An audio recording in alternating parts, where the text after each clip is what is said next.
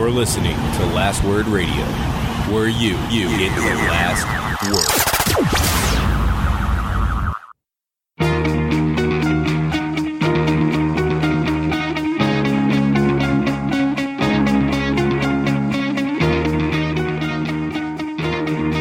Welcome to the Fourth Line Podcast, part of the Alberta Podcast Network, powered by ATB. This is December the 17th, 2018. With you today is myself, Carl, the always wonderful Joel.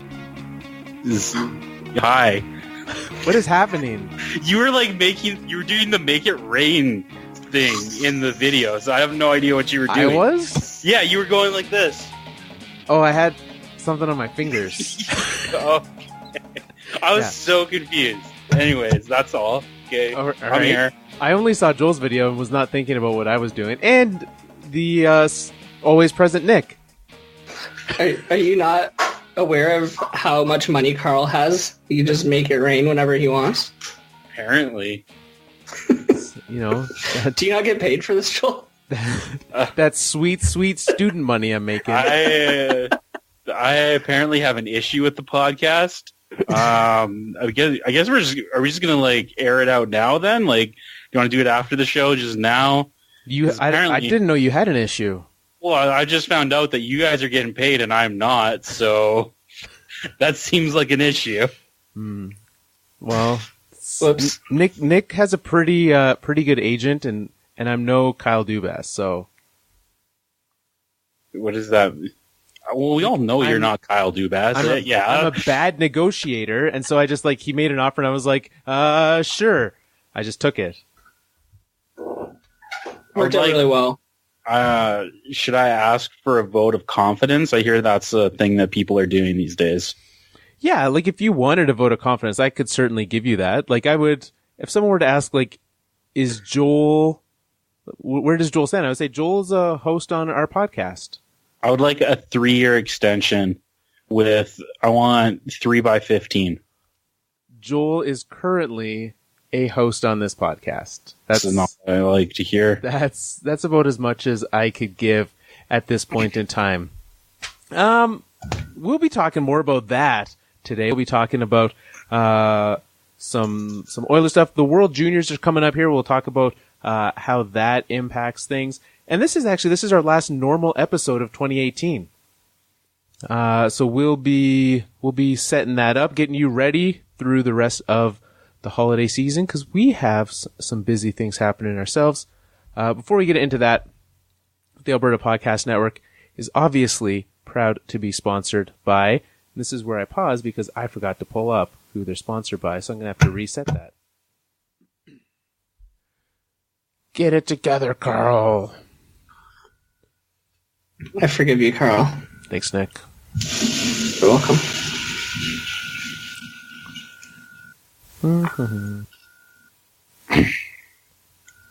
Disappointed. Park Power. That's who it is. It's the one that we've been promoting for the last 2 months. Every other, just not. We didn't last week. Thanks for tuning into the show. Welcome.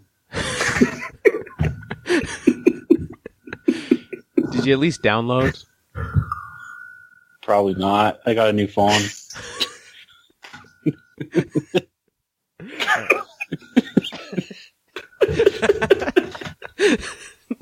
I don't know how Nick feels right now about what's happening. Normally. Neither do I. Okay. All right, here we go. I got the stuff. Before we get into all of that, let's remind everyone, Park Power. It is a fantastic sponsor of the Alberta Podcast Network and a provider of electricity and natural gas in Alberta that offers low rates, awesome service, and profit sharing with local charities. So if you like to save money, you should do that. Go to parkpower.ca, put in your numbers. I don't know what your numbers are, so I can't do it for you. Go there. They have an Alberta Energy Savings Calculator, which seems like a win. You should do that. If you switch, it's super easy. Nothing changes. All you do is save money. Parkpower.ca. Dave Hakstol, he is an Albertan. He's from Alberta. And he could use, if he's moving back here, he could use saving money because I've heard, we're still trying to find out the official truth. I've heard he might be fired by the Philadelphia Flyers. Is this true? It's true now. Somebody's sources told them that it was true. Now the Flyers released it, yeah. Now that the official Flyers Twitter feed has said it, I think we believe it. Even up till that moment. Literally, I think about 2 minutes before they tweeted it out, someone had said something. I was like, I don't believe. The only thing I believe right now is that Carter Hart is up with the Philadelphia Flyers because I see him at practice. That's the only thing that's believable with that team right now. Interesting. What a disaster the Philadelphia Flyers are right now.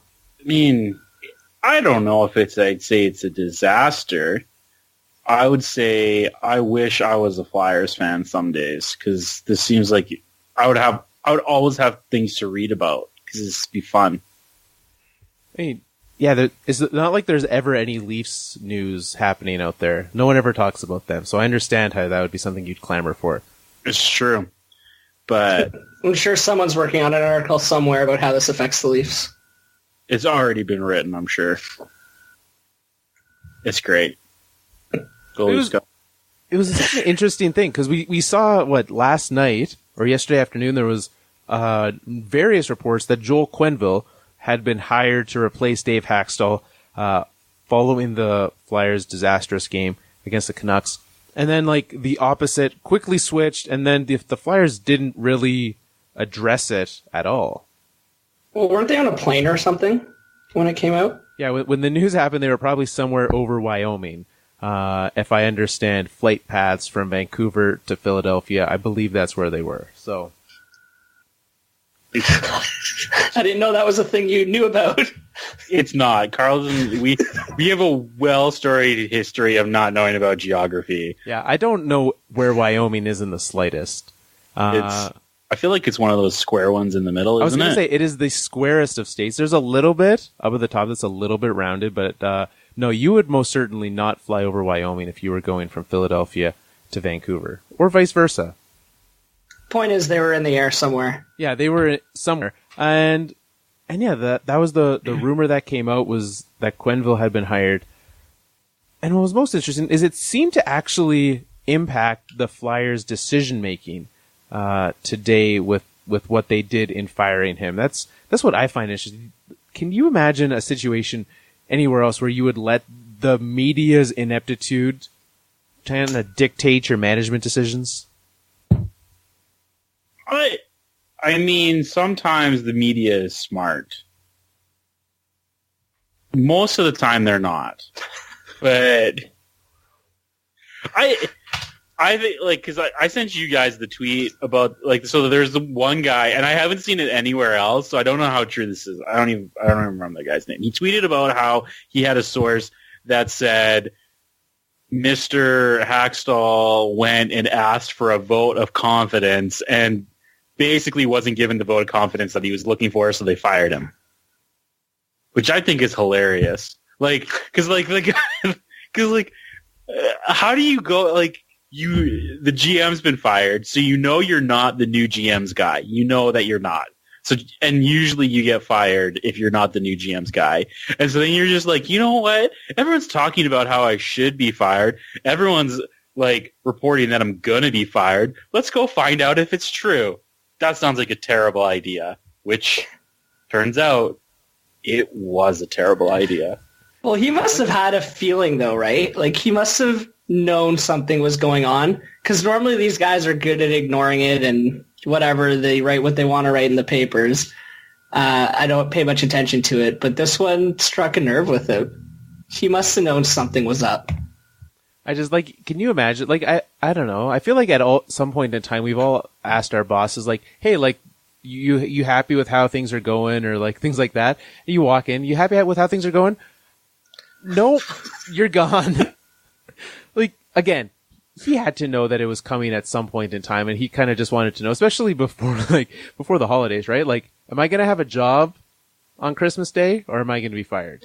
Obviously, he's still getting paid, so it's not that bad of a situation, right? Let's not be too sad for him, but certainly something that's a relevant question. What I find interesting is, would this have happened today had that false report not been written? I don't think so. I don't think so either, and I wonder how long they would have held on to him. I think they're trying to. I would think they were trying to find their next coach, and so like they weren't ready to replace him with someone yet, and so I don't know. He must have asked for like an extension or something. Which is even bolder than asking. Well, but that's the vote of confidence. But that's the vote of confidence. Because like if he said, "Am I going to get fired today?" and he could have said no, and he probably would have said no. But he was like, "Well, are you going to give me an extension then?" I don't think so. And then he was probably like, "Well, are you going to fire me soon?" And he was like, "Probably." And then they were like, "You should just fire me now then." Like that's probably like how the conversation went. In some regard, like it wasn't just a straight up like I can't imagine it was like, "Are you gonna fire me?" Yeah, like I did. If that was the conversation, I wasn't going to today, but since you mentioned it, yeah, it didn't even cross my mind to be honest. So he must have asked for something, and then he said he's like, "Well, if you're not gonna like, I don't want to be here if you can't commit to me long term." Yeah, absolutely. Yeah, that makes a lot of sense for sure.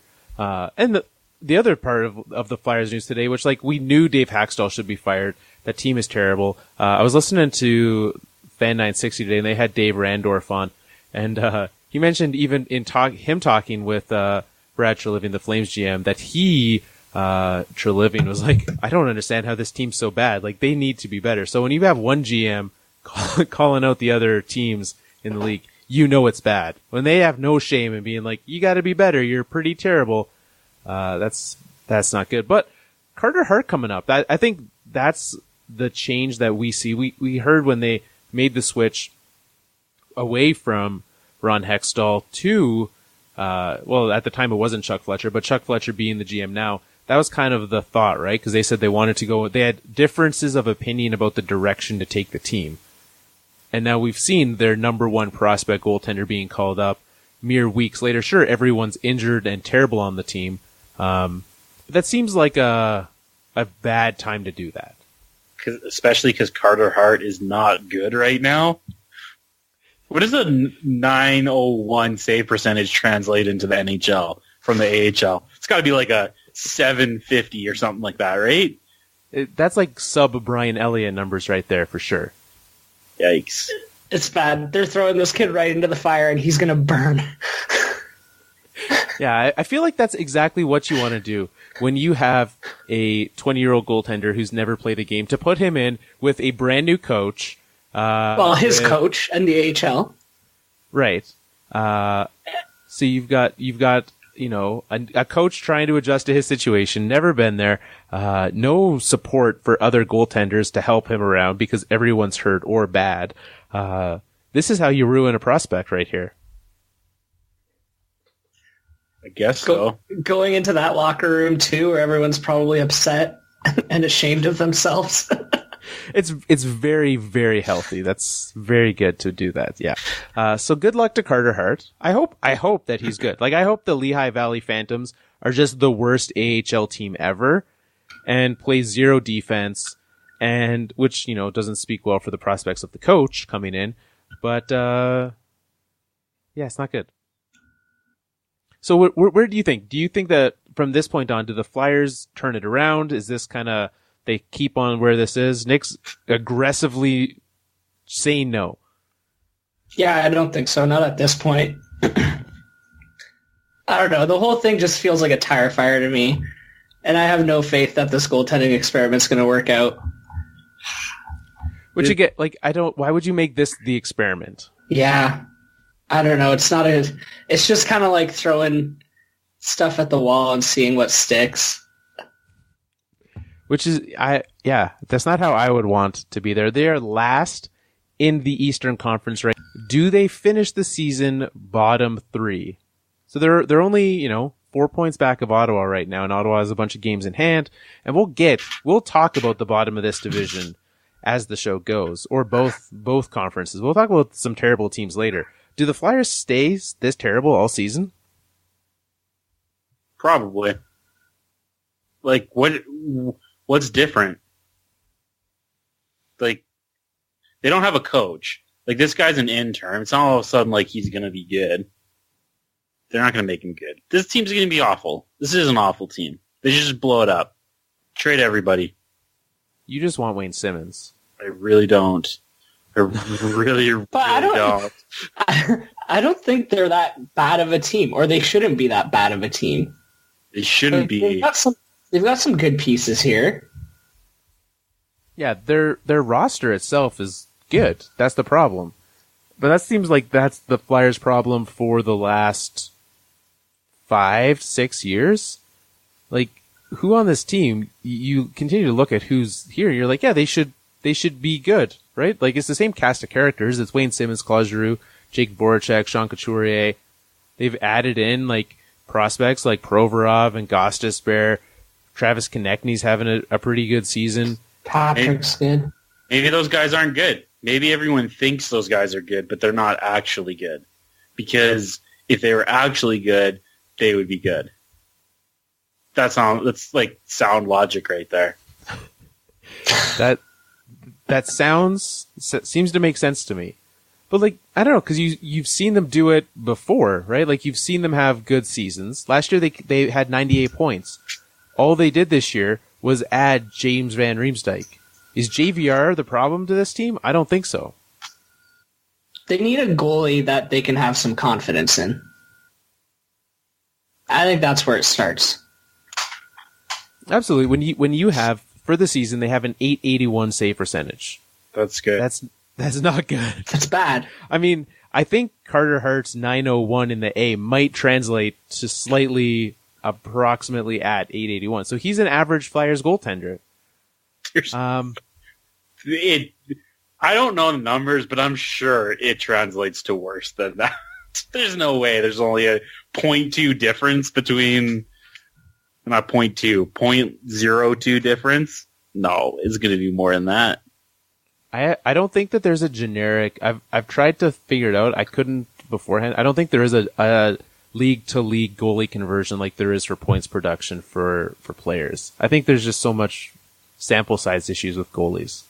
Yeah, I don't know. They're going to be awful. I think the real question is how are the Flyers messing up Carl's chance at the first overall draft pick? That's really... Yeah, they're really making this worse. I think that they're going to be better than they are right now. I think that they will end the season they'll probably do similarly to the Panthers last year. The Panthers started terrible and then rallied really hard and finished just out of the playoffs. I think they will finish 4 points out of the last wildcard spot. Wow. That's like... So that means they will play like a playoff team the rest of the way. They will play, they're currently 6 points back of the Bruins, but have 2 extra games. So if they win one of those, they're 10 points back. Yeah. So I would say they'd have to finish 6 more points than the Bruins the rest of the way. That seems like something this team should be able to do. You think they will... Their record the rest of the way will be better than the Bruins' record the rest of the way. Like, when you put it that way, I sound like an idiot.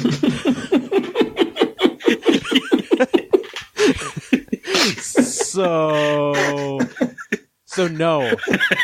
No, I do not believe that. I just want to make sure before we bet on this, because I was about to. I was like, I want to make sure that he's saying what I think he's saying, and you were saying that, but now you're backpedaling. But I think, I don't know, because like you look, Montreal's ahead of them. Montreal's been pretty good too. I don't know. Maybe I think they'll finish 3 spots below the wild card. Then how does that sound? I think they will finish 11th in the East, not in the West. I think that they will be so bad that they will be moved to the Western Conference for the rest of this season. Fair enough. Well, any other thoughts on the old Philadelphia Flyers situation before we carry on to another a team that's doing better? Let's talk about some better hockey teams. Okay. The Edmonton Oilers. Speaking of teams in a playoff spot, they have supplanted themselves in a wild card position as of right now. We are, almost halfway. By the time we come back after this week, we will be halfway, so we could count this as our halfway mark. Edmonton Oilers sitting in a playoff spot right now, something that they were not before the arrival of Ken Hitchcock. Has Hitch saved the Oilers? Oh, he's amazing. That's all I really have to say. Is he that good? I don't know. No, solid take. I think it has nothing to do with him. So which team, are they the team that's been winning games, or are they the team that was losing games before, or just somewhere in the middle? Yeah, that one. They're somewhere in the middle. Yeah, he's in the middle. Like, Connor McDavid has almost 50 points right now in 33 games. That seems like a lot. Is that good? Is that good? Pretty good. Oh, okay. I didn't know. Pretty good. I thought people were hugging him too much. He wasn't able to score. I mean, Connor McDavid is so good that he's got Alex Chase on 15 goals so far this season. If you ever wonder how good is Connor McDavid, that's how good Connor McDavid is. No, we don't ever need to look at... The only thing we need to look at to see how good Connor McDavid is to look at Leon Draisaitl's contract. That's the only... that is forever going to be, this is how good he is. This is a $1 million player. Now he gets 9.5. Yeah. Well, so far, with him here, with Hitchcock on the team, the Oilers are playing at a pace over 82 games, 117 points, which is how many the Preds had as President's Trophy champions last season. So sure, it's only 14 games, but so far, they're playing like the best team in hockey, which is pretty good. And I know that a shot of 14 games isn't large, but there's nothing to be disappointed in. I think it's closer to the team that we all thought they were going to be. They're probably shooting a little higher than they should be, but I still think it's closer to where we thought they should be. So with that, then the Oilers, they're what 9-3-2 since Hitch has joined. I look at that and I say, okay, so they're in a playoffs right now. Even if they play, average hockey, to me, this is still a team that I expect to make the playoffs from here on out. I don't have any reason to believe that they won't be better than the Wild or the Blues or any of the, well, not the Blues, obviously the Blues, but like the Wild or the Stars or any of the teams chasing them. I have that. They've gotten, sure, they lost to the Canucks last night, and I do think that they have been winning on the backs of fantastic goaltending. And what I like about it is that they've started to give more time to Koskinen. That's a good idea. Cam Talbot is not a very good goaltender. But even he's played reasonably well. But you've had, they've almost split the time 50-50, and since Hitch has come in, Koskinen has played a lot more and has played well, to the point that when Talbot does get time, he has played serviceable enough to get wins. And I think if you stick with that split the rest of the way, I can see the Oilers and the Koskinen-led Oilers being good enough to the point that, I don't know if I'd say that they'd move up into that division. I can see them passing the Ducks, but, this is a playoff team. I agree. I think they're definitely a playoff team. What I don't know is once they get into the playoffs, how this plays out. Because can a goalie like Koskinen stay hot like this through a playoff run? I don't know. The playoffs are a different beast. Yeah, I don't know, and I just don't think they have a deep enough team to do super well in the playoffs.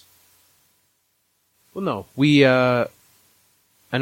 I think it was last week that when Nick and we were talking about the fact that the Avalanche can be good in the regular season because you just have, one line is harder down, but you can shut down that line pretty well, in a series. I don't expect them to do much, especially, if they go up against, a Flames Oilers series, which is what it would be right now, would be a pretty fun one to watch.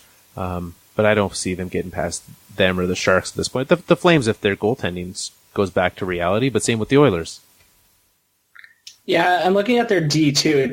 I just don't think the D's good enough to sustain this either.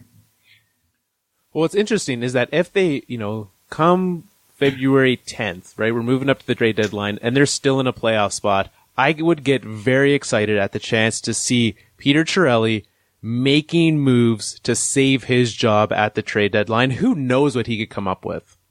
Like the amount of pieces that he could be moving to try to get something for the future. I look forward to knowing what sixth D Jesse Puljujarvi is being moved for. I look forward to finding out who that is. That is a scary thought, Carl. Alex Jason's to be a fly on the wall during those meetings. Trade deadline prep. Oh boy. I hope, because I saw The Athletic did something with that with Monday Night Football this week. I want to know how much it would cost them for the Oilers to let them sit in. That'd be good. Joel, what do you think? Is this a playoff team? Probably not. They're not, I don't know. What are they I don't think so. I guess I'm not going to be shocked if they are, but I don't think so. They're just they're going to be streaky. Someone else will come up. I don't think they'll make the playoffs. Connor McDavid is literally is the only good player on that team.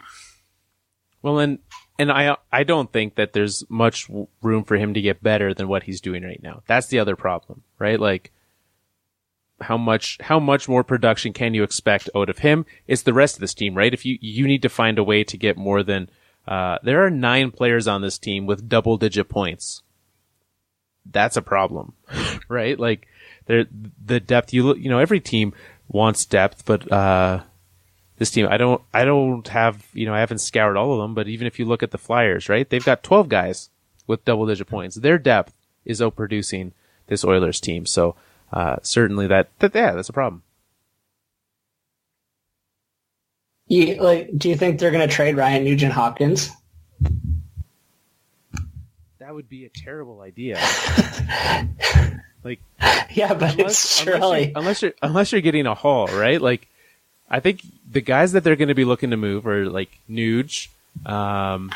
They can't trade Klefbom because he's hurt again. They can't trade. Then you get down to some prospects. Are you gonna be able to try to move Puljujarvi? To me, that's still the guy that they look at as a piece. Nugent Hopkins. We saw him bail on the Ryan Strome trade. Maybe he bails on the Adam Larson trade and just doubles down on that and makes a terrible move there. I don't know. I feel like they don't want to be trading away prospects at this point. I don't know. GMs, teams, think that they have shots at the Stanley Cup, even if they're, the 8th seed in the playoffs. Which, to me, I get it. Teams have won from there before, but, you're not, don't sell your future because you think you might win. That's, you don't have a chance. You don't. So, if they start making trade, but, for some reason, they do think that. So I'd be, I agree. They shouldn't trade prospects, but I wouldn't be surprised for them to be hey, we're in the playoffs. We should totally do it. Yeah, well, and my reasoning for thinking it is that Chiarelli's job depends on how well they do, right? If they can win a playoff round, he keeps his job in through next season. And that seems like something that I would not want to let happen if I'm management. I wouldn't want him making those trades, but they've let him do things up to this point, so why not continue to ruin it? Well, that's the thing right there. Is that if you're running the Oilers and you're well, if they make the playoffs, we want Chiarelli to stay. If they don't, we want him to go. Just get rid of him. That's your decision. If you're if you're that much on the fence and it's it could be good or it could be bad, no. So basically, they need to give Chiarelli their vote of confidence. I was going to say, Chiarelli should probably go ask for a vote of confidence from Oilers management right now for the sake of the fans. Yeah, that seems good. When we come back from this break we're about to have, the World Juniors will be going. They might have wrapped up already. We might have already had the entire tournament happen, but especially in Canada, that is a holiday season tradition, right? Starting up on Boxing Day, December 26th, that tournament happens, and it does not doubt that every season there is some player that makes a fantastic run through the playoffs, or through the tournament, ups his trade value, and suddenly is the fan favorite, right? We've seen it repeatedly as an Avalanche fan. Having Cale Maker and Connor Timmins on the team last year, I'm well versed in what that's like right now. Both of them had fantastic tournaments, and now we're all very excited about them. But for me, I love watching to see who that player is that's going to take that step, and who's like your draft value is going to skyrocket, and your career is going to flounder because your expectations are like, well, Carter Hart, that's a great example, right? Carter Hart was fantastic for that team, fantastic in junior, and now the expectations are sky high. Is it Sam Steele? Is that the guy from the Ducks that played on? I think that's one guy that I think of, and I'm just like, he's probably not actually that great of a prospect. I don't know, he might be okay, but like I think for a while I thought more of him because of the World Juniors. What about Max Domi, too? And Anthony Duclair? Remember their line at the World Juniors? Yeah, Anthony Duclair is a great example of that, for sure. But a guy who comes in and doesn't do anything afterwards. Well, I think it happens, all the time. Because, like, you see these guys, they play, like, there's the few, like, because, like, I remember, like, the Tavares Subban year, like, so, like, there are some that, like, come out and do play well afterwards, but, like, I feel like it's more, like, more often than not, you hear these guys' names for the first time, and then you hear them for the only time during the World Juniors. Well, and it's even more of a thing for goaltenders, right? The first World Junior I remember watching, the one that stood out to me the most, was the Roberto Luongo one.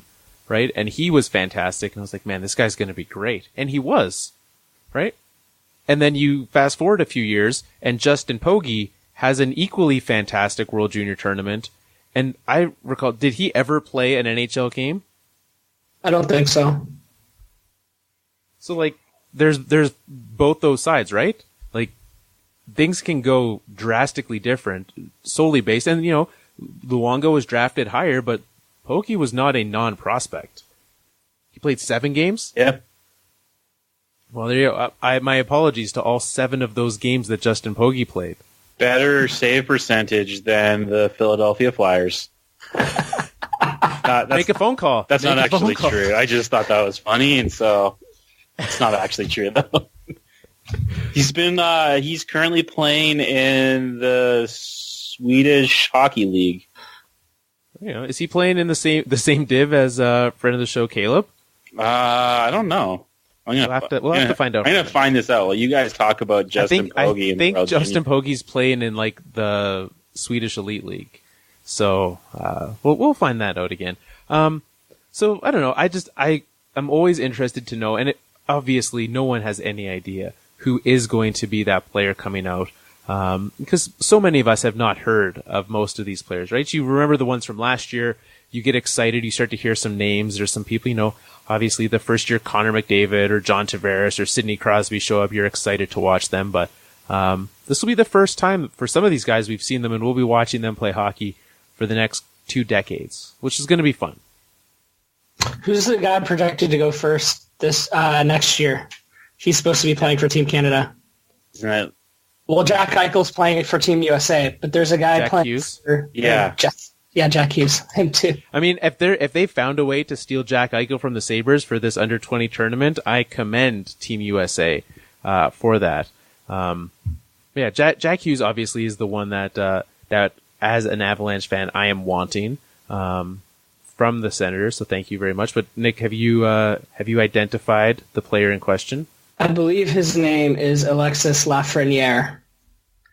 He's playing in the QMJHL. He's I think they're thinking that he's going to go first overall in 2020. He currently has 54 points in 31 games. That's good. Was he one of those like underage guys? Well, he's 17 years old right now. So yeah, Okay. I think so. Because they have what, Tavares, McDavid, those guys that got like the exemptions to start playing early. They always end up being good. That's a guy that you can kind of bank on them. I would say that no one has gotten that and been a terrible NHLer. Yeah. I don't recall any of the other ones offhand, so I could be wrong on that, but like that's a thing. Yeah, so this guy's super hyped up. That'll be the first time we get to see him play on a bigger stage. But a lot of the Canadians looked a little older. A lot of names I recognize just from the draft. Speaking of the Oilers, Evan Bouchard's playing. Yeah, well, and I think the big one, Rob Thomas, of both Matchbox 20 and the St. Louis Blues, is not being let to go to the tournament, which seems like a weird choice by the Blues. Like, let this guy go have a successful time on a successful team. Sure, he's going to be playing against lesser talent than at the NHL level, but all it does is help your team really in the future, I would say. It helps the Blues by letting him go? Yeah, wouldn't you think? Like, I look at that, and there's multiple ways that I think it helps the Blues. You have less talent on your team, so you get a higher draft pick. That's a win. 2, you get this guy some good experience. He learns to play. He's not playing playoff hockey with the Blues this year. He's probably going to be playing in a playoff tournament with Team Canada, so that's a win, right? He's going to be playing a major role on that team, most likely. So if you get a guy who's, you're expecting him to take a major role with your Blues team, let him take a major role with that team. He doesn't have one right now. You want him to get that leadership experience. Go let him get that. But they're saying, you know what? We want you to stick around. We're gonna give you minimal minutes and force you to stick around. I don't understand why teams. It happens frequently, but teams that are out of playoff contention desire to keep these players around instead of letting them go to the tournament. My theory is that they think it's better for this player's development. That they want him, he's supposed to be an NHL player now. They want him to be an NHL player, so they're going to, let him live an NHL player's life. All the routines and workouts and traveling, they're not going to interrupt any of that to send him away on a 2-week tournament. I figure that it's along the lines of, for the same reason that they're not going to the Olympics, right? I don't want my guy getting hurt at a tournament that doesn't benefit me. Well, that too. That's another thing. That right? too. And we'll see. Well, the tournament's going to be getting started. The teams are starting to make their cuts. Things will get closer. And a lot of the guys that are getting cut, we don't know who they are. We might know if our teams have played them, but a lot of these guys that we know of are going to make the teams and be playing. And it's going to be a good time. It's always a good show. And the tournament's coming back to Alberta in a few years, actually. They announced that recently. Red Deer and Edmonton are sharing the hosting duties. And so if we want to watch that, we have to drive an hour and a half. How far is Red Deer from Edmonton? It's an hour and a half. It's like right in the middle between Calgary and Edmonton. Oh, it is. Okay. Yeah. This is like Carl's Olympics. He's very excited. I won't be going to them. If it was here, I loved when they were in Calgary. That was a ton of fun. How many games did you go to? 3? Did you get to go to any Canada games? Canada played in Edmonton except for the playoffs. So, I did not. I saw, probably the best team I saw, it was the Czechs versus someone, maybe the States. I know the States had a very bad tournament that year, so I watched them play a relegation game. That was fun. They played Denmark. It was not close. And there was another one that I saw too. I think another mediocre team versus someone good. It's a fun tournament though. You have a lot of players. All the players are very excited to be there. For most of them, this is the biggest stage they've ever played on. So they get amped.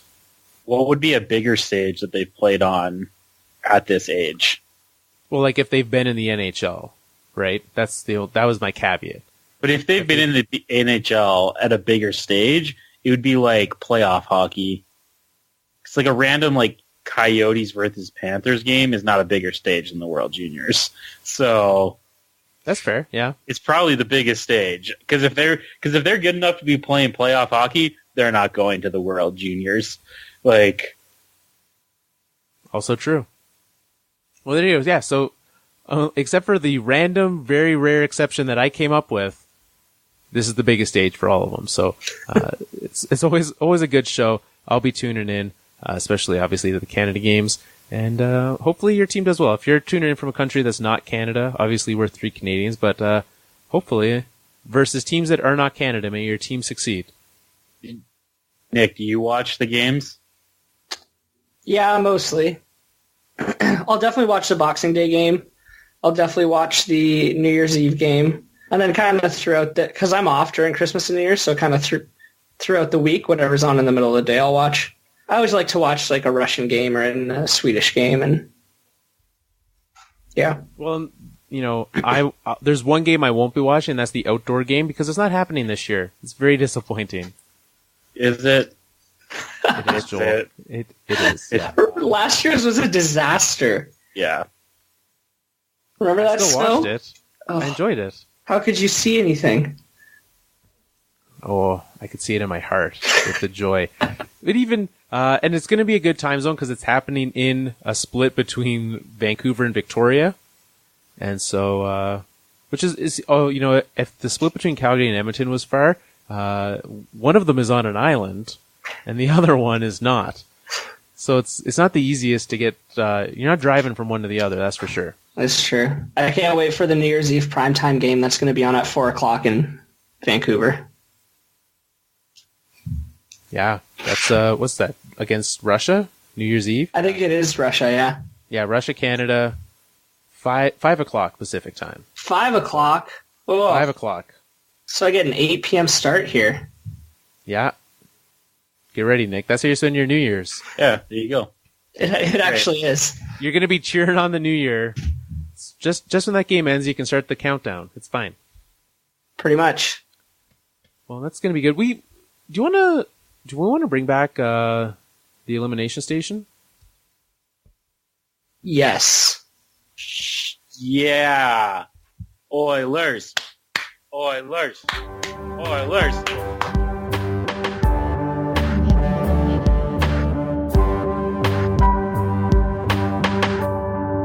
Elimination Station. So for those of you who were not with us last year, this is a segment that we do every week from here until the playoffs.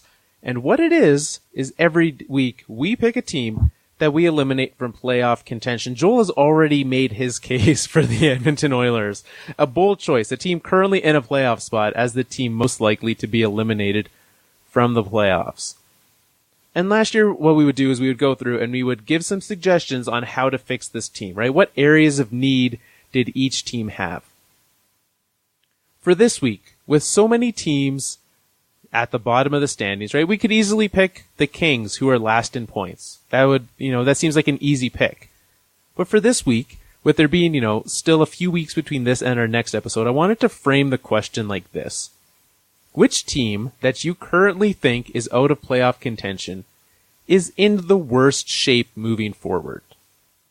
So if you look at all the teams, we've got the Flyers with no goalies and a brand new coach. We've got the New Jersey Devils with a broken Corey Schneider.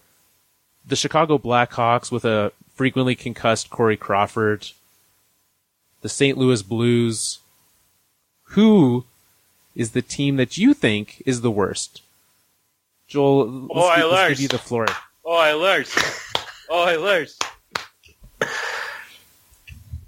Are we? Nick? There has to be consensus, though, right? Yeah, I would say majority rules. That's the great thing with having with Nick joining the show. We can have majority rules. Just call me the tiebreaker. I think... I struggle to come up with a nickname for you every week. If you give me a name that I can call you, absolutely I will call you Nick the Tiebreaker Sagan. Yeah. Thank you. Thank you for helping me. Yeah, no problem. I would probably think the Kings, actually, out of all those teams. Of every team not in the playoffs, that's the team in the worst position for you in the entire league. I think so. I don't think the Blues are that bad. It would be either the Kings or the Blackhawks. Chicago. You don't agree? Chicago. I don't think the Kings are in the worst spot. I think Chicago. Chicago or Arizona would be like my legitimate, because like I'm pretty sure if you have Connor McDavid on your team, you can't be the team with the worst like future. So it's just like an automatic rule. That seems like a solid rule. I'd go Chicago or Arizona. I'm gonna go with none of Oh, this is gonna make it hard coming up with us. I'm gonna go with the Ottawa Senators. They have 37-year-old Craig Anderson and 35-year-old Mike McKenna as their current goaltenders. Yep. They have still better than the Flyers. They have Mark Stone and Matt Duchene are not under contract for next season. So which leaves them with Bobby Ryan as their top forward and Thomas Chabot probably as their best player on the team. And they don't have a first-round pick. And they don't have a first-round pick. That is the team that I would pick as the one in the worst situation. But I could certainly, out of the other ones mentioned, I would probably go with the... Oh, geez. I probably wouldn't say Arizona, because like they have some prospects. I'd probably go with the Kings, just because of like the fact that they doubled down on being old this offseason. If they can make some moves this year, that's probably who I go with. So out of those ones, I'd go. If we're trying to get some consensus, what do you guys think? Who would be your picks? The Kings, who thought the missing ingredient was Carl Hagelin. Can we point out that Carl started this out saying we could easily pick the Kings with the worst thing, and then you guys literally picked the Kings? Well, it would, wow. But it's not. That's not who I was easy. going to pick, anyways. Why do you think Chicago's in a worse off position? Because I was trying to not pick the Kings. I didn't pick the Kings. I picked the Senators. You picked the King. You were like, well, if I have to choose someone, I'm going to pick King. You literally just said that. Boycotting the segment.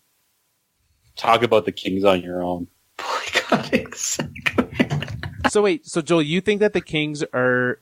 You think the Senators are in a better situation than the Kings are? No, I think Chicago is in a worse situation than the Kings. I don't really care about the Senators. Doesn't that make them worse than the Kings? No.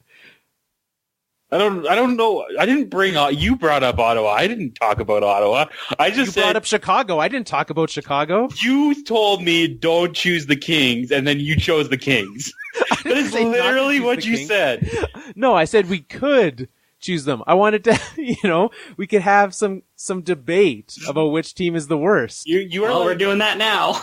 You're like the worst clickbait YouTube video. You're just like, hey, like and subscribe. Who's the worst team in the league? You might think it's the LA Kings with the worst points, but watch this video to find out. 5 seconds later, it's the Kings. But we got your click, and that's what's important. So why do you think it's the Blackhawks? Okay. Am I like as opposed to the Kings or just the Blackhawks? Just the Blackhawks. Let's compare. Okay, sure. I'm interested with you comparing them to the Kings. Because so their best player on the King, like they have two really good players on the Kings still. Doughty and Kopitar. Like I'm pretty sure there's only one good player on the Blackhawks. And it's Patrick Kane. Like who else do they have? They have got the most boat anchor contracts in the league that they anything with. They still have to pay Brent Seabrook until 23-24. They had to pay Duncan Keith until 22-23. These guys, it's just awful. Like they have bad contracts. With all, like who are they going to do? They decided to trade for Brandon Saad. That's not turning out well. Like it's just these contract, like they're in a terrible contract situation, and there's no way out of it. That's why they're worse than the Kings. They're moving quickly in the direction of Nick's Wings, where you just have bad contract after bad contract that kind of makes it hard to rebuild. It's not like the Kings have a slew of great contracts, though. But they at least, yes, their biggest contracts are their best players still, though. Like, they have big contracts with players that are actually good. For how much longer, though? Like, these guys don't have that many years left in them. Yeah, but they're still good. Where the Blackhawks they're all bad except for Kane. They have one good player. That's at least you have something. You have some good players. The Blackhawks are just like bad for forever now. That'd be my argument. But you want to eliminate the Kings after telling us we're not going to? Just go right ahead. I could be convinced. Like, it's a convincing point on the Blackhawks. The contract situation is much worse for the Blackhawks than it is for the Kings, right? Like, the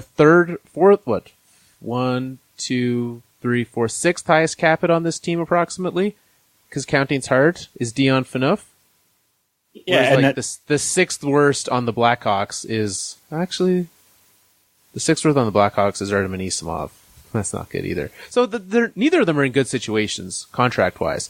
There are longer term problems for the Kings, though, right? For the Blackhawks. So I think that with the upcoming CBA, if they get some compliance buyouts like we're in the last one, Brent Seabrook's gone. That's not a problem that's going to be continuing any longer. If that's a thing, though. Yeah, exactly. They have to hope is a thing. I'm sure the players will be okay if that's a thing. So, do they? I don't know. That doesn't seem like a thing the players would want.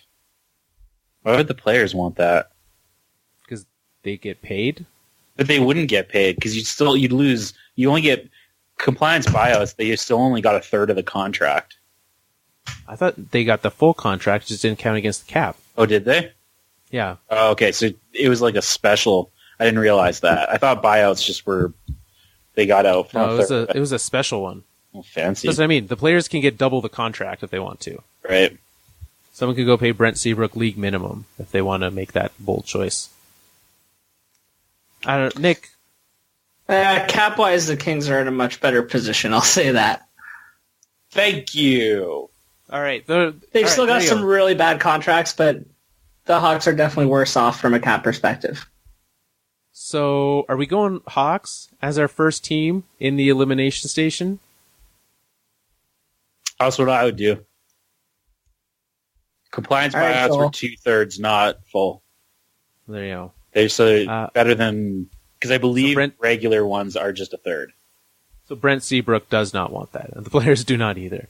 Sorry, Brent, for stealing your money. All right, Chicago, welcome. Now we have to fix you. That's what we've set ourselves up with. How do we turn around the Chicago Blackhawks?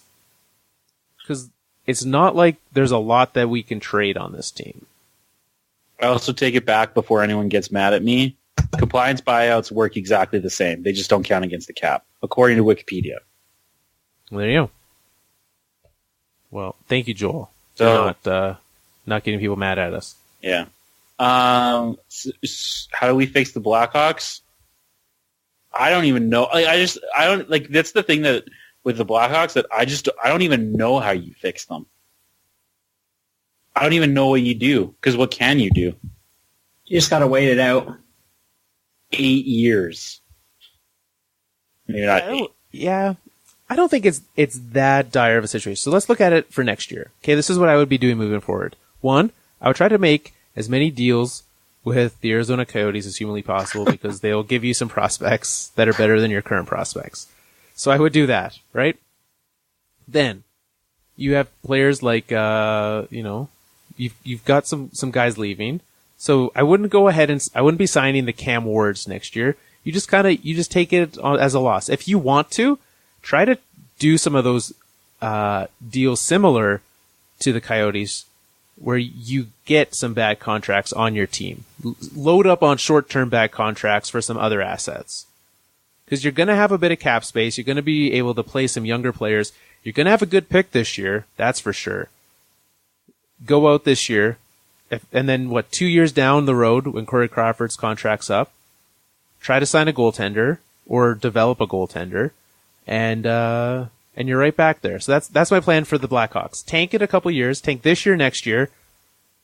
2020, 2021. These numbers are going to get real hard when we're in the 2020s. I'm already struggling. I'm not looking forward to it. I have one more year of good times. That's my plan for the Blackhawks. But even tanking, how do you tank with? It's pretty easy. Just play, just don't do anything. Just show up. I don't know. Like, if you don't add talent to this team, it's not like they're going to get better. I just don't know how you do. Like, how do you add talent though? Like, where are you just getting? Like, I guess they have. What are they projected at cap space for next year? The current projection, I guess they do have caps. They have 17 next year. And with it going up, they'll have about 20 million in cap space next year. With like the majority of this team settled, right? Like, it's fringe players and a backup goaltender, which are the only things that are going to have to be signed. So, what if they take a run at Panarin in the offseason, UFA? And that's pretty Blackhawksy to bring someone back. Imagine trading him away only to bring him back for $10 million a year. Almost like Brandon Saad all over again. But like, it would. Why not though? So let's say they get, it's not a stretch for them to win the lottery. They get Jack Hughes. They get Artemi Panarin. If they, Corey Crawford's concussions, there's talk, and I know that some people are like, he should retire. I don't think he is going to retire. Obviously not until his contract's done. But if he's not ever cleared to play again, and that's not based on any actual reports, that's just a big what if, which I know some reporters get very angry at us for. So sorry, LA Kings reporter guy. It's like, we're not talking about the Kings. We don't have to worry about that. Yeah, don't worry. He doesn't. He can't hear this anyways. I don't know. I think that much like most teams, if that happens, then they're a goalie away from being really good, or potential. Like not really good. They're a goalie away from being respectable. Which is what every NHL team hopes and dreams to be. Respect. I guess, yeah, like they do, and I think maybe that's why, like, that's the problem, is that, like, really, like, they can only be respectable. They can't, like, with their contract situations, it's really difficult for them to be a cup contender again, which I don't think you're upset, like, as a Blackhawks fan, you're probably upset that your team's not good anymore, but would you say, well, you could be in a better cap situation, but you wouldn't have won those cups previously? Like, what do you trade 10 years of mediocrity for 2 cups? I would. Yeah, you take the cups every time. Yeah, exactly. I mean, you trade 10 years of mediocrity for just 1 cup right now, Joel. Wow. What did I do to you? What did I do to you? What did I do to hurt you? Because why do you gotta hurt me? I don't know. It's not you. It feels like it's me. It feels like it's me right now. But yes, you make that trade. Christmas week. For sure. It's Christmas. Happy holidays. Doesn't feel happy. No, it doesn't, does it? No. Let's just talk about our Pavel Buries and go home. All right. Well, welcome to the Elimination Station in Chicago. Nick has placed Joel in quite the mood, which is always nice.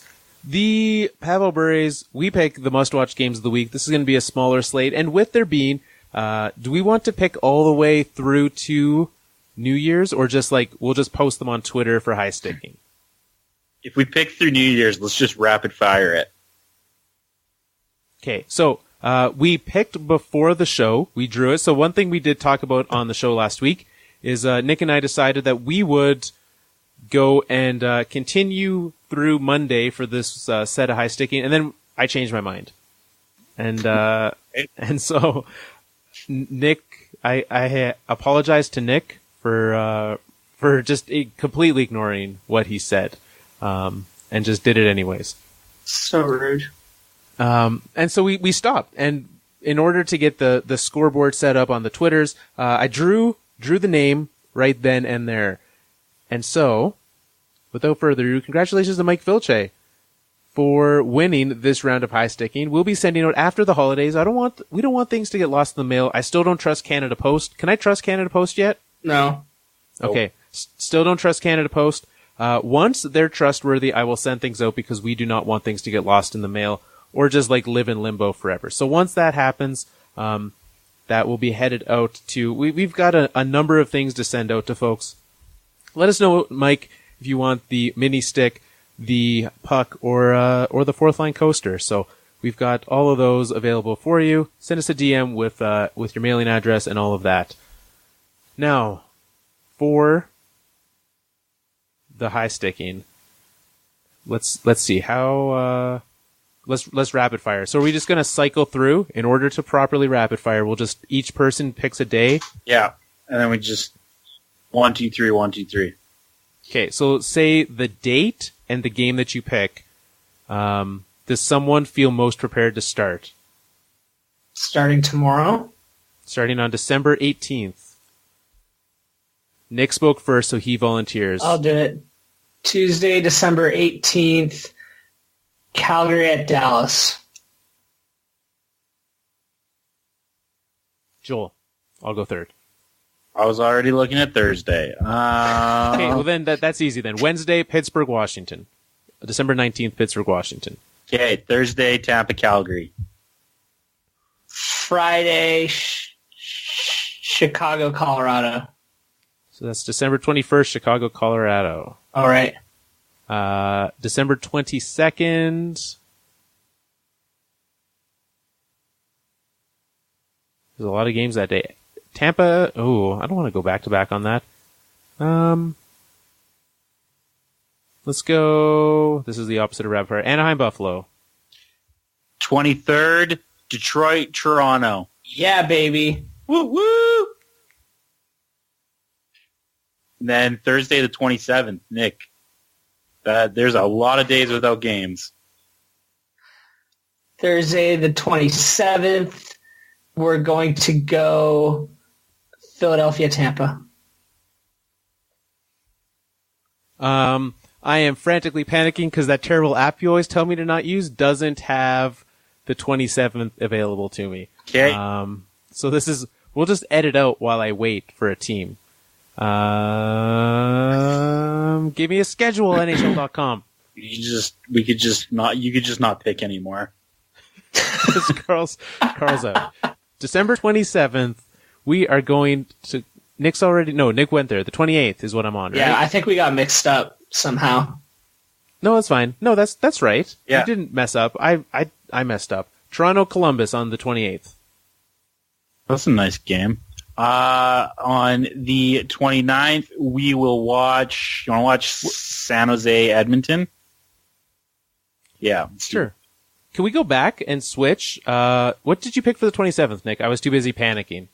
27th, I picked. Oh, Philadelphia, Tampa. Can we pick the game that I'm at? Colorado and Vegas? Sure. Joel says no. Boo. You're taking Nick's pick away, man. Okay, that's fine. That's Nick, okay. You pick that. We'll go Philadelphia, Tampa. We'll see what we can do. If you want to do a bonus game, you can. Okay, bonus game. Oh, yeah, do bonus game. Games. That's a good one. All right. Joel, did you pick the 29th? I did. I forget what I picked, but I did pick afternoon. San Jose, Edmonton? Sure. Yeah, I said San Jose, Edmonton? I don't know. Whatever. That game. Do that one. Yeah. Okay. 29th is San Jose, Edmonton. 30th. Vegas, Arizona.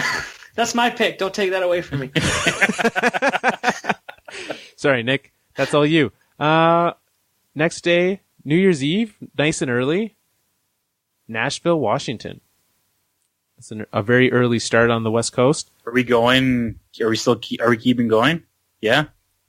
Yeah, I think we go till January 6th. Okay, Our next show will be Jan 7th. January 1st, Nashville, Philadelphia. January That's 2nd. We do not pick an outdoor game when Boston plays in it. Nope. That's what happens. January 2nd, Pittsburgh, New York. Ooh. I think that's the first appearance for the Rangers this year. Welcome to Pavel Bure's Rangers. January the 3rd, Minnesota, Toronto. Yeah. We'll go January 4th, Winnipeg, Pittsburgh. That's also that Toronto Minnesota game is a 2:00 Thursday game, so enjoy that, everyone. I am on vacation, so I will enjoy that. I'm also on vacation, so we'll be enjoying that. Nick, the 5th. January 5th, Nashville, Montreal. Very nice. And the last of our marathon Pavel Bure must-watch games, Edmonton and Anaheim. That was the longest quickfire I've ever been a part of. You know who you can thank? Me. You can thank me, and you can thank the Score app for being atrocious. And what's Stop great is using it.